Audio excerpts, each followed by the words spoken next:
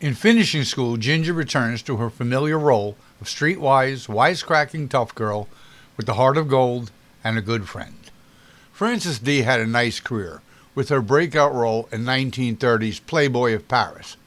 For the most part, she played supporting roles. Bruce Cabot is most famous for King Kong.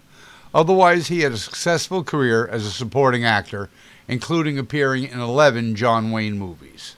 Beulah Bondi is probably the most beloved character actress of this period.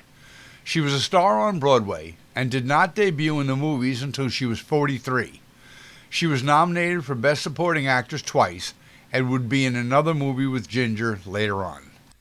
Bondi can play any role, and in this movie, her character is totally despicable.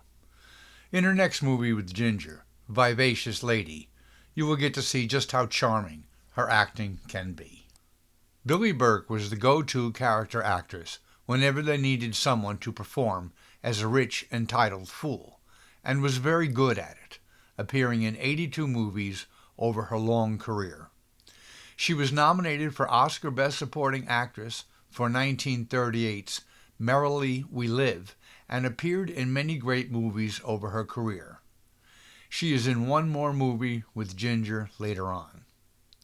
Still, she will always be known as Glinda, the Good Witch of the East, in The Wizard of Oz.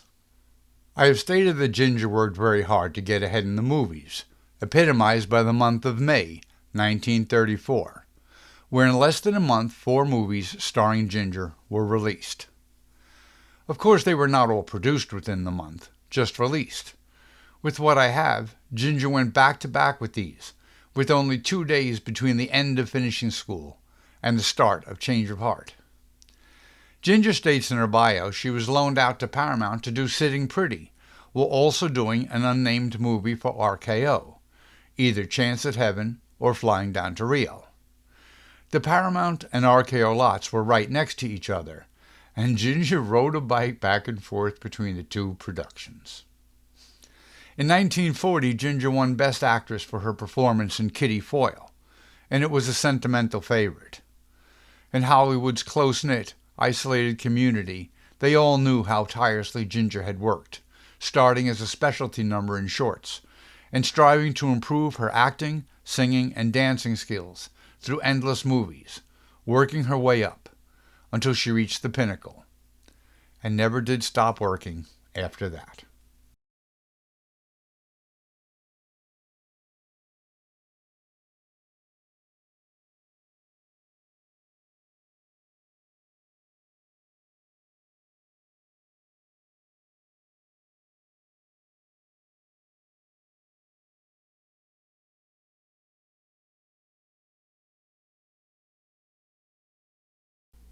Dee will attend Crockett Hall Finishing School, which her mother Burke attended, and meets Bondi, the dean. She meets her roommate, Pony, played by Ginger. Ginger promptly breaks all the rules, blocks the door from opening, and pulls out a cigarette. Dee is shocked, and Ginger explains, "You're supposed to do exactly as you please in this old lady's home for nice young gals. Just don't get caught, that's all." The girls find a bottle of liquor in Dee's trunk and want to have a party, but Dee refuses to break the rules, not making herself any friends. In class, Ginger passes a note, and Dee gets caught with it. Dee refuses to rat on her classmate and takes the punishment, and now the girls think she is swell. Ginger invites Dee to a weekend getaway with her aunt, who meets their school chaperone at the train station. Ginger's aunt is an actress, playing the part for $5. They meet up with some guys in a hotel room.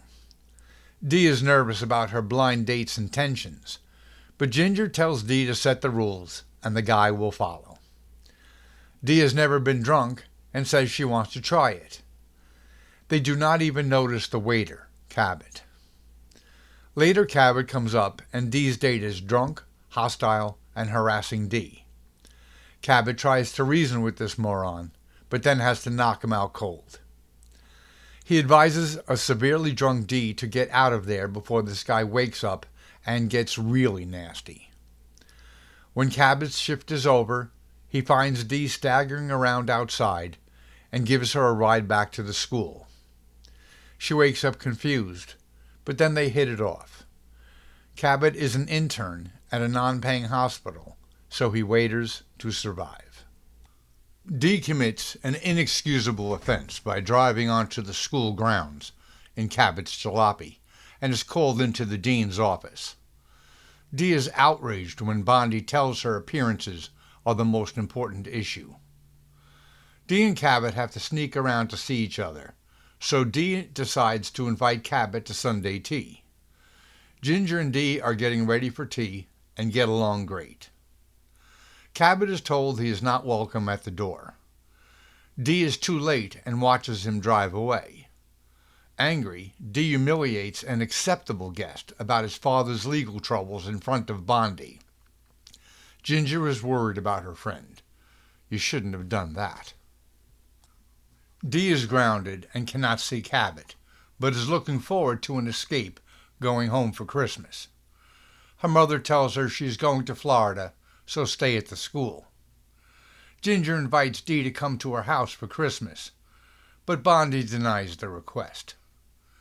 Dee is alone in the school for Christmas. She gets expensive gifts from her parents. Cabot sneaks onto the grounds, and they go to the boathouse to be alone. He gives her a simple gift of embroidered handkerchiefs, and she loves it. They kiss, and the scene fades to black. Burke is preparing for a party, and she is a terribly narcissistic woman. Dee, who has not been home for months, is finally off of being grounded and wants to come home, but Burke is just too busy. She agrees Dee can come home for a few hours. Dee stops at the hospital and leaves a note for Cabot. Home, she tries to talk to her mother, wants to leave the school, and all the mother cares about is appearances. Dee's father seems to be crushed by work, but has no use in sending Dee to this absurd school and tells Dee to do what you damn please. Bondi is blocking all communication between Dee and Cabot. Dee is upset no mail from Cabot and is frantic. Bondi lies and tells Dee she has been dumped, and then tells Dee she is to see the school nurse. She cries to Ginger that she is in trouble and needs Cabot. Ginger sneaks to a phone and calls Cabot. In class, she tries to pass a note to Dee, but it does not make it. In class, they discuss the book Anna Karenina and suicide as an easy way out. The nurse tries to force the examination on Dee, but she refuses. Dee tells Bondi she has no use for this school. Confronted by Bondi and Burke, all they worry about is appearances, and Dee runs from them, and for a moment considers throwing herself off the balcony. Along comes the welcome sight of Cabot's jalopy, and she runs into his arms. Cabot defends Dee and mocks these two silly old ladies. Dee's father arrives. Cabot declares he is marrying Dee, and the father congratulates the two of them. I assume they lived happily ever after. Please like and subscribe.